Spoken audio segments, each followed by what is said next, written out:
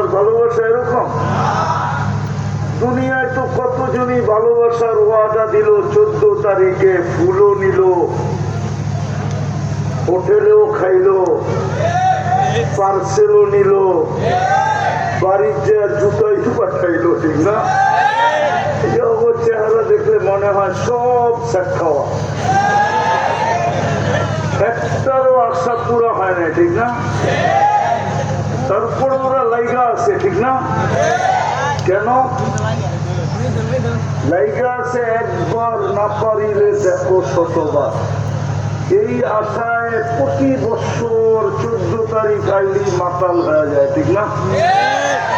আল্লাহর ভালোবাসা কিন্তু এরকম না। দুনিয়ার মানুষের ভালোবাসার মতো ছলনা না, ধোঁকা না, ধোঁকা না। আল্লাহ যাকে ভালোবাসে তাকে চিরদিনের জন্য ভালোবাসে। ঠিক, আল্লাহর ভালোবাসা চিরদিনের জন্য। আরো 2-4টা দেখাই। হায় হায়, আল্লাহ যাকে ভালোবাসে, আল্লাহ যাকে ভালোবাসে, দুনিয়াওয়ালার ভালোবাসা মর্যাদা কতটুকু দেয়? দুনিয়াওয়ালারা ভালোবাসা মর্যাদা, আরে মর্যাদা বুঝো কি, সম্মান আর কতটুকু দেয়, ঠিক না? আল্লাহ যদি কাউকে ভালোবাসে, চলেন অনেকদিন পর একটা হাদিস মনে উঠলো, বইলা দেখি, দেখি আজকে ভৈরবের মানুষের দিলে লাগে কিনা। আল্লাহ যাকে ভালোবাসে প্রথম জিবরিল আলাইহিস সালামকে ডাকে, ডাইকা বলে ইন্নী উহিব্বু ফুলান ফাআহবিবহু, আমি অমুককে ভালোবাসি, তুমিও ভালোবাসো। জিবরিল আলাইহিস সালাম কে? উনি ফেরেশতাদের লিডার, চিফ অফ স্টাফ, ফেরেশতাদের সর্দার। ওনার ফেরেশতার ভিতরে ওনাকে বলা যায় মেজর জেনারেল। আল্লাহ উনাকে বলে তুমিও ভালোবাসো, তো উনি ভালোবাসেন। আল্লাহ এবার বলে আমার আরশের নিচে ঘোষণা দাও যে তুমি আমি অমুককে ভালোবাসি।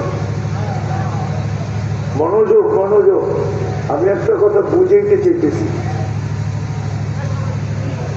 আমি কিন্তু এই অঞ্চলে খুব কম আসি, এখানে আসলাম প্রথম, ঠিক না? আশাটা যেন বিফলে না যায়। আর মনোযোগ দিয়ে বুঝলে অনেক কাজে দিবে যুবক, অনেক কাজে দিবে। আমি তোমাকে আস্তে আস্তে নিয়ে যেতেছি। আল্লাহ বলে ঘোষণা দাও আরশের নিচে আমরা দুইজন অমুককে ভালোবাসি।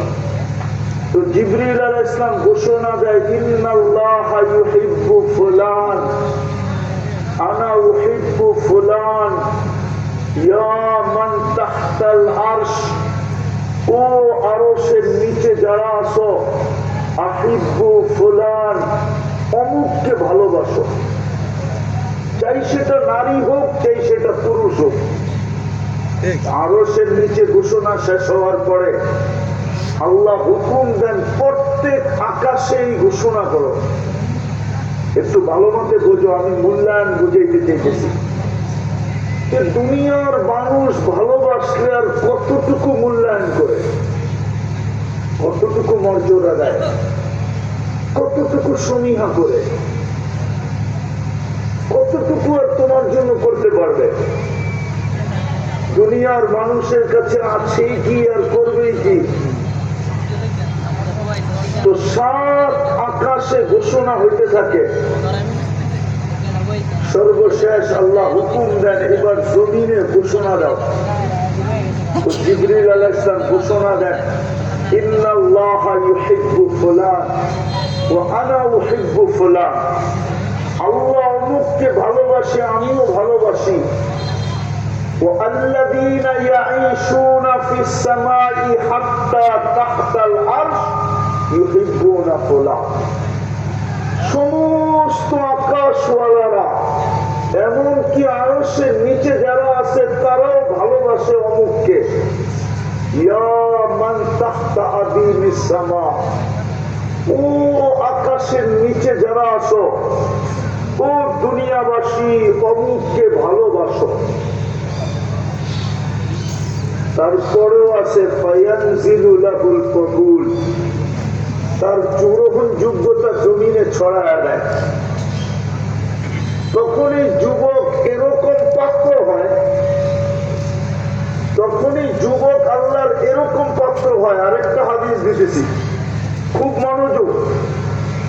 যুবক আল্লাহর এরকম পাত্র, এরকম ভালোবাসার পাত্র হয়, জমিন দিয়ে যখন হাঁটতে থাকে তো আল্লাহ সম্বোধন করে বলতে থাকে লাউলা শাবাবা গুসা, ও যুবক তুই যদি জমিনে না থাকতি লাজালতু সামা হাদিদা, আমি আকাশকে লোহার বানায় দিতাম, ওয়াল আরদা সাফসাফা, জমিনকে তামা, ওয়াল আরদা রামাদা, মাটিগুলাকে বালু, ওমা আনজালতু মিনাস সামাই কাতরা, আকাশ থেকে একটা বৃষ্টির ফোঁটানা, ওমা আমবাততু মিনাল আরদি হাব্বা, জমিন থেকে একটা শস্যের দানা,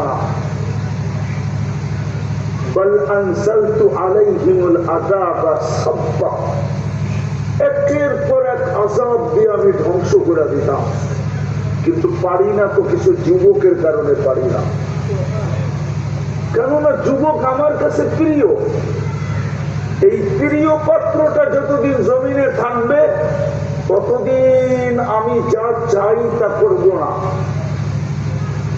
এরকম প্রিয় পাত্র হয় যুবক আল্লাহর কাছে। আরেকটা দেখাবো, যুবক যখন, মানুষ যখন আল্লাহর প্রিয় পাত্র হয় আর যখন সেজদায় যায়, সেজদায় তো আল্লাহ সৃষ্টিকে ফেরেশতাদেরকে জিজ্ঞেস করে উনজুর মাযা ইয়াফআল, দেখ তাকায় কি করে। তো ফেরেশতা প্রথম বলে জাআলা আজলাহু ওয়া মাজালাহু লিআজলি, সব কিছু গুটায়া গাটায়া আপনার কুদরতি পায়ে মাথা রাখা দিতে। আল্লাহ তখন ঘোষণা দেয় হাদা আবদি হাক্কা, এ আমার বন্দার বান্দি, আমার পারফেক্ট বন্দা, পারফেক্ট বান্দি। যখন সুবহান বলে চিৎকার দেয় না, সুবহান, সেজদার তসবিহ কি সুবহান।